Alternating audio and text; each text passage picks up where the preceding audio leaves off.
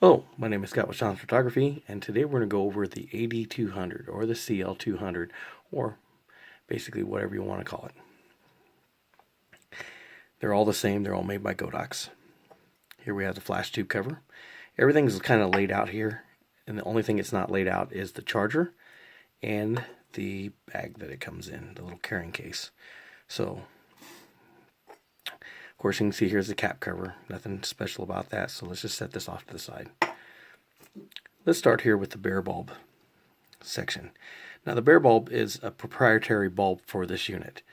The pins are different sized on this, so this bulb will not fit the 360, and 360 bulb or the 180 bulbs will not fit this. This bulb is a little bit shorter. Slip to the bottom. Here you can see we have 4 metal pins. These 4 metal pins are kind of like act as a slider into the system. So if we look down here, you can see we have pins that run right through there. These little pins will connect into the 200 itself. So this is what gives it its power and everything else. It's very light, compact. The only thing that does not fit from the 180 and the 360 is the little umbrella holder that fit on the side of the 360. And the reason why is because of this little spots right here. These spots are not on the 360 or the 180, these little pieces here. It's usually just curved all the way completely around. But everything else functions the same.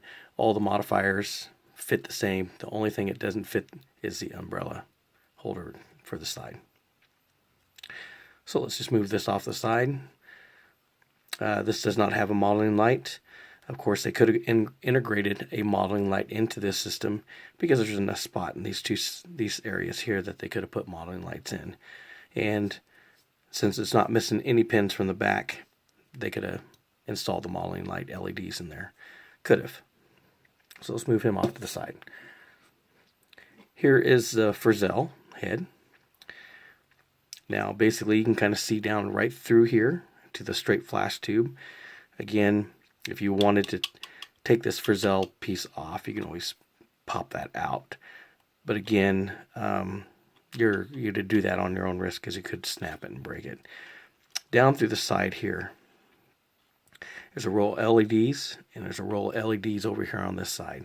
This is the little modeling light that comes with the Frizzle Head, and it's kind of a really weak modeling light. It's basically just to know where your system's at. Again, it has the 4 pins back here on the back, and it has your connecting pins here. Now on this system, there is a groove right here, and there's one on this side. This is what houses the barn door grid set. So there's a little groove right back here, and it locks in. So if we put these two together, you'll hear it snap together.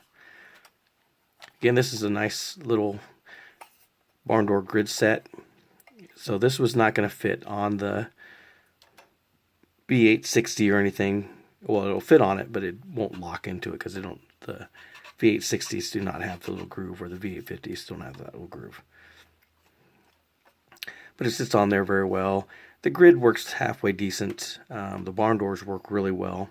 You can see we have 4 magnets right there around the edges. And that's what houses the gels. So you get 4 gels with this. You get a green, a red, a blue, and a yellow. Nice little grid set. Very tight tension on the gel, not like some of the other Chinese stuff that you get where the gel is really loose or it's kind of fallen off. This is actually mounted on here very well. And it's almost sounds like kind of like a snare drum. So let me just take these out of the bag. Bag out of the way. So here's our gels. Basically right here. And basically what you're going to do is just grab that, and it just locks right on into place. Nice and easy. It's a little spot right here on the side, so you can just pop that gel off. So let's pop this off the Frizzle Head. You just got to pull on it. Well, there you go. so it pulls on there. Now this grid is a metal grid, so it's going to be very easy and prone to, you can see right here, bend and get damaged. So you want to make sure you try to keep that from getting squashed or anything hitting it from this side. This side is protected by the barn doors, but this side it's not very protected at all. Here we have our battery. This is and again, it's a special battery. It's a priority battery or proprietary battery. It only fits in this. So like some batteries you could switch from one unit to the other, but this one here only fits in this way. So there's a groove down this side, and there's a groove inside here. So it actually will slide and just drop right in and lock into the unit itself. So right here on the top, there is this little push button. And basically when you go to put this on, you're going to lock these into place and push down, and it'll lock right over. So it'll lock up right up to the system. Here on the bottom side, we have a 1/4 inch thread.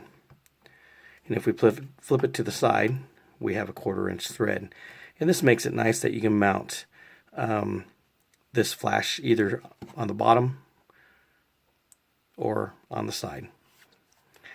With it being on the bottom, you're facing your flash straight out this way, kind of like this. And this is good for 3/4 portraits and stuff like that. But when you want to do full body pictures, then you turn your flash this way. And this is the reason why it has a mounting hole on the side.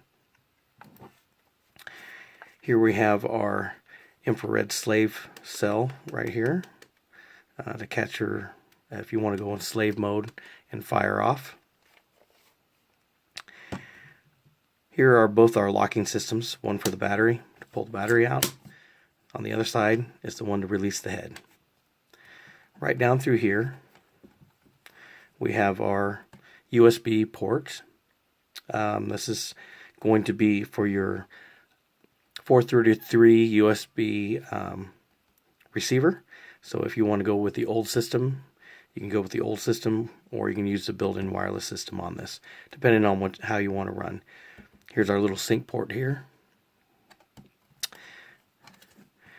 And I find the covers on these to be less durable compared to the other stuff. They're kind of flimsy and don't hold down as well. Let's flip it to the other side. Again, we have our 1/4 inch thread, and we have our power button right here. So we can turn it on, turn it off.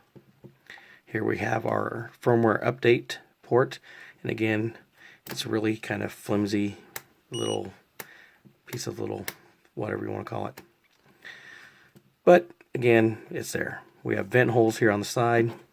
So we have vent holes on this side.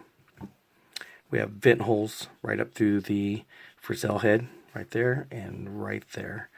And it's because the Frizzle Head actually will heat up a lot more than the bare bulb unit, because the bare bulb is air cooled this way. And since the Frizzle Head is inside of a enclosure, it needs venting ports. Let's flip it to the back. Sorry, it's got fingerprints on here, so let me just clean that off real quick. Make that simple and easy. Alright, so down here we have the basic functions, just like any of the 360s or the V860. So we have our little antenna, and this thing I know about being black background with white letters, it's harder to see.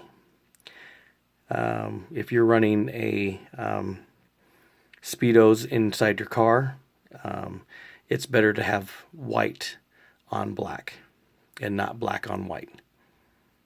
Hopefully black on white, black letters on white, then black with white letters. So it's a different color screen than what you're seeing on the other stuff. So it's a nice dark black screen with white letters instead of being green or orange or some other color. Here we have our Sorry, my video went out. I apologize for that. Let's start back over here. Here we see our have our power settings, and we adjust it, and we can turn this T1 function off in the custom functions, so you don't see that down there.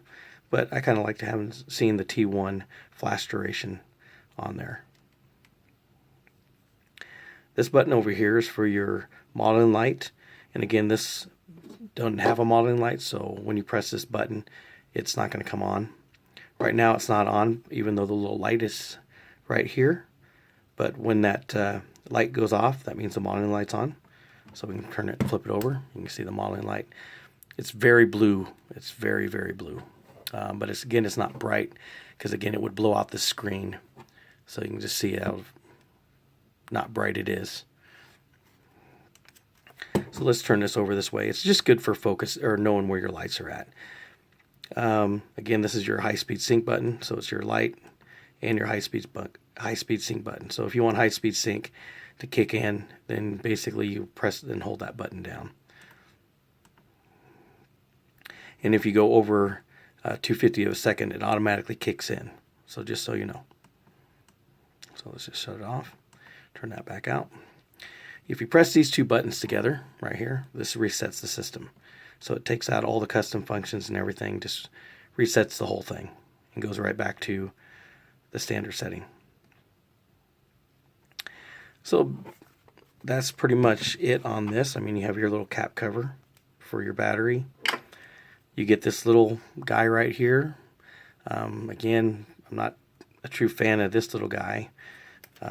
It works, don't get me wrong, but when you have the spigot and you put this in here and you have this here, you have to actually kind of set it a little bit higher, because you can't really rotate this to lock it on once you got the spigot in. Just so you know. Again, here on the bottom we have a 3/8 thread with a 1/4 inch adapter already in there, so you can take that 1/4 inch adapter out and mount this on your tripod or whatever instead of a light stand. I mean, it does what it's supposed to do, but again, it's not going to house any monster umbrella, because this is basically a spring-loaded umbrella holder. I'd rather use a Pro S bracket.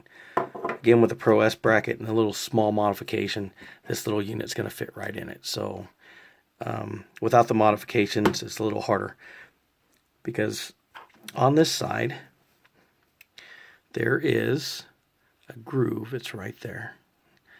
It's about a little 1/8 inch lip, and there's one right over here on this side. And this is what keeps it from sliding through the Pro S bracket easily, is these two little pieces right here.